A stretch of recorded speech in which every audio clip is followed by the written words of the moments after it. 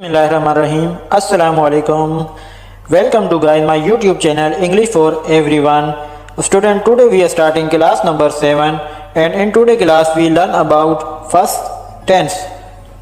तो स्टूडेंट, पिछली दो क्लासों के अंदर हमने दो चीज़ें पढ़ी थी। एक टेंसेस कौन कौन से हैं, उनकी कौन कौन सी ब्रांच हैं, और दूसरी लास्ट क्लास में हम ये चीज़ सीखी थी कि हमें कैसे पता चलेगा ये कौन सा टेंस है, क्योंकि जब हम उन्हें इंग्लिश में ट्रांसलेट करेंगे तो हमें सबसे पहले ये चीज़ की समझ होनी चाहिए कि कौन सा टेंस है, फिर उसके मुताबिक आगे हम उसका रूल या फार्मूला लगाते हैं। तो आगे की क्लासेस में हमने जो टेंसेस की ब्रांचेस पिछली क्लासेस में डिस्कस की हैं, आगे हम अलग अलग डिटेल के साथ उन्हें पढ़ेंगे कि कैसे पहचानना है कि ये कौन सा टेंस है, और साथ में ये चीज़ देखनी है कि इसको इंग्लिश में तब्दील करने के लिए कौन सा रूल अप्लाई करेंगे। ठीक है, तो हमारी सबसे पहली जो ब्रांच थी वो थी इंडेफिनिट ब्रांच। तो स्टूडेंट, आज हम स्टार्ट करने जा रहे हैं प्रेजेंट इंडेफिनिट टेंस। लेकिन स्टूडेंट, क्लास शुरू करने से पहले अगर आप लोगों ने मेरे चैनल को अभी तक सब्सक्राइब नहीं किया तो प्लीज़ सब्सक्राइब कर दें। तो चले गाइस, स्टार्ट करते हैं हमारी आज की क्लास की। तो स्टूडेंट, आज हम अपनी सबसे पहली ब्रांच का आगाज़ कर रहे हैं प्रेजेंट इंडेफिनिट। अब प्रेजेंट इंडेफिनिट के बारे में मैंने आपको ये बताया था कि प्रेजेंट इंडेफिनिट सेंटेंस वो सेंटेंसेस हैं जो भी आप मौजूदा वक्त में करते हैं। अब प्रेजेंट इंडेफिनिट को हमने दो पार्ट में तकसीम कर रहे हैं।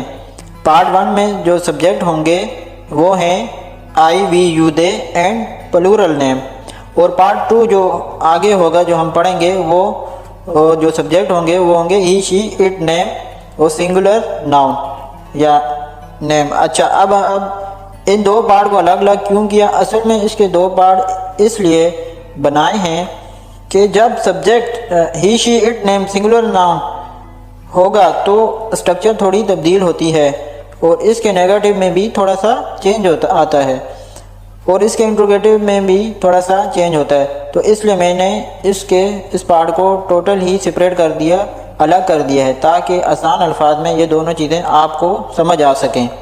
अच्छा, तो पार्ट 1 जो है वो हम पढ़ रहे हैं किसके साथ? I, we, you, they and plural name.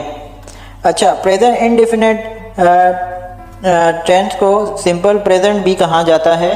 अगर आपने मेरी स्टार्टिंग की क्लासेस को अटेंड किया होगा तो आपको याद होगा कि मैंने जो सबसे पहला सेंटेंस बनाना आपको सिखाया था वो प्रेजेंट इंडेफिनिट के सेंटेंसेस ही थे, जिसको हमने सिंपल सेंटेंस का नाम दिया था। तो सिंपल सेंटेंस में मैंने प्रेजेंट इंडेफिनिट इसलिए नहीं बताया था क्योंकि मैं आपको टेंसेस के सेंटेंसेस में उलझाना नहीं चाहता था। ठीक है, क्योंकि अब हमने टेंसेस का आगाज़ किया है तो अब हम इसको डिटेल के साथ पढ़ रहे हैं। अच्छा, ये चीज़ आपने याद रखनी है कि इसका पार्ट 1 हम पढ़ रहे हैं। इसमें सब्जेक्ट जो होंगे I, we, you, they and plural name होगा। अगर सब्जेक्ट इनमें से होगा तो इसका स्ट्रक्चर ये होगा। अगर सब्जेक्ट ये नहीं है, इसके अलावा सब्जेक्ट हमारे पास दूसरे हों, ही, शी, इट, नेम या सिंगुलर नाउन भी हमारे पास हैं, तो फिर थोड़ा स्ट्रक्चर इससे मुख्तलिफ होगा। बट वो चेंज क्या होगा वो अगली क्लास में मैं आपको बताऊंगा पार्ट 2 में। तो चले हम ये चीज़ देखते हैं कि ये क्या है। एक तो आप लोगों को ये चीज़ समझ आ गई होगी अभी तक कि पार्ट 1 हम प्रेजेंट इंडेफिनिट का किसके साथ पढ़ रहे हैं? I, we, you, they and plural noun. अच्छा, इसकी डेफिनेशन क्या होती है, कैसे पता चलेगा कि ये प्रेजेंट इंडेफिनिट टेंस है? अब मौजूदा वक्त में आप जो भी करते हैं प्रेजेंट इंडेफिनिट कहलाता है, जैसा कि हम पिछली क्लास में बात कर चुके हैं। अच्छा, इसकी पहचान क्या होगी? उर्दू जुमले के आखिर में ता है, ती है, ते हैं वगैरह आता है। लेकिन साथ में आप लोग ये डेफिनेशन भी याद रखेंगे, मौजूदा वक्त में आप जो भी करते हैं, मसलन मैं एग्जांपल लेता हूँ, मैं खाना बनाता हूँ, वो कपड़े धोती है, हम कॉलेज जाते हैं, हम ये करते हैं, हम वो करते हैं। आप जो कुछ भी मौजूदा वक्त में करते हैं वो क्या है? प्रेजेंट इंडेफिनिट के सेंटेंसेस हैं या सिंपल सेंटेंसेस हैं। आप इसे सिंपल सेंटेंसेस भी बोलेंगे तब भी ये ठीक है, और प्रेजेंट इंडेफिनिट बोलेंगे तब भी ये ठीक है। अच्छा, अब इसकी स्ट्रक्चर क्या है? यानी कि जब आपको इसकी इंग्लिश में तब्दील करेंगे तो सबसे पहले आएगा सब्जेक्ट आएगा प्लस फर्स्ट फॉर्म आएगा प्लस ऑब्जेक्ट आएगा। यानी ये स्ट्रक्चर सबसे पहला हमने सेंटेंसेस में बनाना स्टार्ट किया था, तो ये स्ट्रक्चर हमने तब देखा था। तो मेरा ख्याल है इसमें आपको इतना इशू नहीं होगा। तो चलें फिर भी हम कुछ सेंटेंसेस को इंग्लिश में ट्रांसलेट करके देखते हैं। तो हमारा सबसे पहला जो सेंटेंस है, मैं स्कूल जाता हूँ। तो सबसे पहले सब्जेक्ट क्या है, मैं की इंग्लिश होती है आई। उसके बाद है जाता हूँ, तो उसकी इंग्लिश होगी गो टू। उसके बाद हमारे पास ऑब्जेक्ट क्या है, कहाँ जाता है, स्कूल। तो ये हमारे पास स्कूल आ जाएगा। तो ये होगा मैं स्कूल जाता हूँ, आई गो टू स्कूल। राइट। तो स्टूडेंट आप लोग ये समझ गए होंगे कि ये सब्जेक्ट क्या है, वर्ब क्या है, ऑब्जेक्ट क्या है। लेकिन आपको यहाँ ये टू परेशान कर रहा होगा। तो देखें जैसे कि ये टू कहाँ से आया। तो देखें जब भी हम किसी जगह का नाम लिखते हैं, आने जाने की बात हो रही होती है, आगे जगह का नाम आ रहा होता है तो बीच में टू लगाया जाता है प्रीपोजिशन में। बट प्रीपोजिशन में ये लगाया जाए तो प्रीपोजिशन क्या है ये मैं आपको बाद में आगे की क्लासेस में इंशाल्लाह बताऊंगा। तो अगला हमारा सेंटेंस है हम फुटबॉल खेलते हैं। तो इसकी ट्रांसलेट क्या होगी, सबसे पहले हम की इंग्लिश होती है सब्जेक्ट है, तो उसकी इंग्लिश होगी वी। उसके बाद खेलते हैं प्ले, क्या की चीज़ खेलते हैं, फुटबॉल। ऑब्जेक्ट आ जाएगा तो ये होगा हम फुटबॉल खेलते हैं, वी प्ले फुटबॉल। नेक्स्ट देखते हैं वो इस फैक्ट्री में काम करते हैं। तो इसकी ट्रांसलेट होगी सबसे पहले वो ज़्यादा है तो वो की इंग्लिश होगी दे। उसके बाद है काम करते हैं तो काम की इंग्लिश होती है वर्क। कहाँ काम करते हैं, इस फैक्ट्री में, तो इसकी इंग्लिश होगी इन दिस फैक्ट्री। तो ये वो इस फैक्ट्री में काम करते हैं, they work in this factory. उसके बाद है तुम खाना खाते हो, तो इसकी ट्रांसलेट होगी तुम, तो इसकी इंग्लिश होगी यू।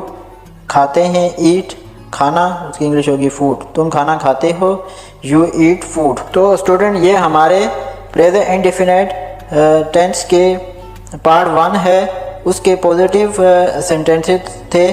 सो आई होप आपको ये क्लियर हो गए होंगे। मेन चीज़ जो यहाँ समझना है वो एक तो इसकी डेफिनेशन और इसकी पहचान है। ठीक है, तो चलें गाइस अब इसके नेगेटिव बनाकर देखते हैं कि इसके नेगेटिव सेंटेंस कैसे बनाते हैं। जैसे कि आपको ऑलरेडी पता है कि नेगेटिव सेंटेंस कहते हैं जिसके अंदर नहीं का लफ्ज़ आता है। अब नेगेटिव बनाने के लिए हमने सिंपल छोटा सा काम करना है कि सब्जेक्ट के बाद डू नॉट लगा देना है। उसके बाद प्लस फर्स्ट फॉर्म आ जाएगी, उसके बाद ऑब्जेक्ट आ जाएगा। एक चीज़ यहाँ डू नॉट का शॉर्ट होता है डोंट। तो गाइस अब इसके नेगेटिव सेंटेंस हम बना कर देखते हैं। तो सबसे पहले हमारे पास जो सेंटेंस है वो इस स्कूल में नहीं पढ़ते हैं। तो सबसे पहले हमारे पास सब्जेक्ट क्या है, वो ज़्यादा है तो दे आएगा, अगर एक होगा तो ही आएगा। उसके बाद नहीं पढ़ते हैं, तो उसके बाद हमारे पास सब्जेक्ट के पास क्या है, डू नॉट, तो डू नॉट आ जाएगा। उसके बाद पढ़ते हैं, पढ़ते की इंग्लिश होती है स्टडी, ये हमारा फर्स्ट फॉर्म आ गया। उसके बाद है हमारा ऑब्जेक्ट, कहाँ नहीं पढ़ते हैं, स्कूल, तो ये हमारा स्कूल आएगा। तो they do not study in this school, वो इस स्कूल में नहीं पढ़ते हैं। तो नेक्स्ट है हमारे पास हम रात को टीवी नहीं देखते हैं।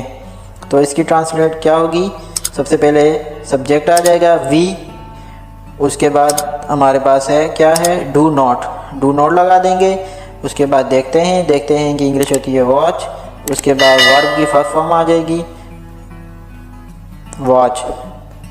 तो नहीं देखते हैं, क्या नहीं देखते हैं, टीवी, तो टीवी आ जाएगा। उसके बाद रात को तो एट नाइट आ जाएगा।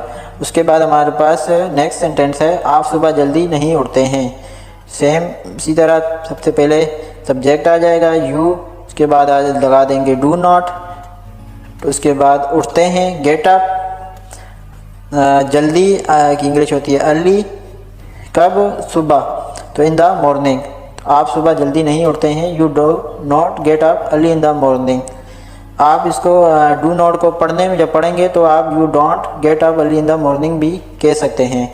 उसके बाद हमारे पास गाइस जो नेक्स्ट सेंटेंस है वो है आप सुबह नाश्ते में अंडा नहीं खाते हैं। तो इसकी ट्रांसलेट करके देखते हैं। सेम उसी तरह आप की इंग्लिश होती है यू, उसके बाद क्या है डू नॉट लगा देंगे। उसके बाद खाते हैं ईट, क्या खाते हैं, क्या नहीं खाते हैं, egg in breakfast in the morning. आप सुबह नाश्ते में अंडा नहीं खाते हैं तो इसकी ट्रांसलेट होगी you do not eat egg in breakfast in the morning. Next है हमारे पास मैं सुबह की सैर के लिए नहीं जाता हूँ। तो इसकी ट्रांसलेट करके देखते हैं। सबसे पहले सब्जेक्ट क्या है, मैं की इंग्लिश होती है आई। उसके बाद क्या है स्ट्रक्चर में डू नॉट लगा देंगे। जाता हूँ गो। उसके बाद हमारे पास आ जाएगा ऑब्जेक्ट। किस ऑब्जेक्ट क्या है, सुबह की सैर, तो इसकी इंग्लिश होती है मॉर्निंग वॉक। मैं सुबह की सैर के लिए नहीं जाता हूँ तो इसकी ट्रांसलेट होगी I do not go for morning walk. So student, ये हमारे प्रेजेंट इंडेफिनिट का जो पार्ट 1 है उसके नेगेटिव सेंटेंस हैं। आई होप ये भी आपको समझ आ गए होंगे। चलें अब हम बात करते हैं इसके इंट्रोगेटिव सेंटेंस की। सो स्टूडेंट, अब हम प्रेजेंट इंडेफिनिट टेंस के इंट्रोगेटिव सेंटेंसेस बनाते हैं। तो इंट्रोगेटिव सेंटेंसेस को बनाने के लिए पिछली क्लासेस में एक रूल मैंने बताया था। वो रूल ये था कि जब भी आप सेंटेंसेस का नेगेटिव बनाते हैं तो ये देख लें कि आपने किस लफ्ज़ के बाद नोट लगाया था। तो अगर प्रेजेंट इंडेफिनिट के नेगेटिव को देखें तो उसके अंदर हमने डू नॉट यानी डू के बाद नोट लगाया था। तो ठीक है, तो अब इस लफ्ज़ को यानी डू को उठाकर जुमले के शुरू में लाएंगे तो हमारा इंट्रोगेटिव बन जाएगा। तो यहाँ पर हमने क्या किया है, फर्स्ट ऑफ डू, उसके बाद है plus subject plus first form plus object. अब हमारे पास सेंटेंस है क्या आप इंग्लिश पढ़ाते हैं। तो सबसे पहले डू के बाद है सब्जेक्ट क्या है, आपकी इंग्लिश होती है यू। उसके बाद हमारे पास वर्ब की फर्स्ट फॉर्म आ जाएगी, पढ़ाते हैं। तो वर्ब की फर्स्ट फॉर्म जो होती है वो पढ़ाने की टीच होती है। उसके बाद हमारे पास ऑब्जेक्ट आ जाएगा। तो ऑब्जेक्ट हमारा क्या चीज़ पढ़ाते हैं, इंग्लिश, तो ये हमारा इंग्लिश आ जाएगा। उसके बाद क्वेश्चन मार्क, तो क्या आप इंग्लिश पढ़ाते हैं, इसकी ट्रांसलेट होगी डू यू टीच इंग्लिश। उसके बाद नेक्स्ट है हमारे पास क्या वो आपको कॉल करते हैं, तो इसकी ट्रांसलेट होगी सबसे पहले हमारे पास स्ट्रक्चर में देखेंगे। सबसे पहले क्या है डू, तो डू आ जाएगा। उसके बाद सब्जेक्ट आ जाएगा। सब्जेक्ट क्या है, वो ज़्यादा है तो हमारे पास दे आ जाएगा। उसके बाद वर्ब क्या है, काम क्या है, कॉल करते हैं। किसको कॉल करते हैं, ऑब्जेक्ट क्या है, आपको, तो आपकी इंग्लिश होती है यू फिर क्वेश्चन मार्क। उसके बाद नेक्स्ट हमारे पास सेंटेंस है क्या वो कॉलेज जाते हैं। सेम स्ट्रक्चर में देखेंगे। सबसे पहले हमारे पास आ जाएगा डू। उसके बाद सब्जेक्ट क्या है, वो ज़्यादा है तो हमारे पास दे आ जाएगा। उसके बाद वर्ब क्या है, उसकी फर्स्ट फॉर्म लगाएंगे, जाते हैं तो वो होगा गो। उसके बाद कहाँ जाते हैं, कॉलेज, ऑब्जेक्ट आ जाएगा हमारे पास। तो ये हमारा सेंटेंस मुकम्मल हुआ, do they go to college, क्या वो कॉलेज जाते हैं। नेक्स्ट है हमारे पास क्या वो किताब पढ़ते हैं, तो इसकी इंग्लिश होगी सबसे पहले डू, उसके बाद वो किताब पढ़ते हैं, ज़्यादा है तो दे आएगा। उसके बाद वर्ब आ जाएगा हमारे पास, पढ़ते हैं, तो इसकी फर्स्ट फॉर्म होती है रीड। इसके बाद क्या चीज़ पढ़ते हैं, हमारे पास ऑब्जेक्ट आ जाएगा बुक, तो क्या वो किताब पढ़ते हैं, तो इसकी ट्रांसलेट होगी डू दे रीड बुक और क्वेश्चन मार्क। अच्छा, नेक्स्ट है हमारे पास क्या आसिफ और फरासत टीवी देखते हैं, तो इसकी ट्रांसलेट होगी सबसे पहले हमारे पास डू आ जाएगा। उसके बाद सब्जेक्ट क्या है हमारे पास, आसिफ और फरासत, आसिफ एंड फरासत। काम क्या है हमारे पास, देखते हैं, तो इसकी इंग्लिश होगी वॉच। ऑब्जेक्ट क्या है हमारे पास, टीवी, तो टीवी को टीवी बोलते हैं इंग्लिश में, और क्वेश्चन मार्क।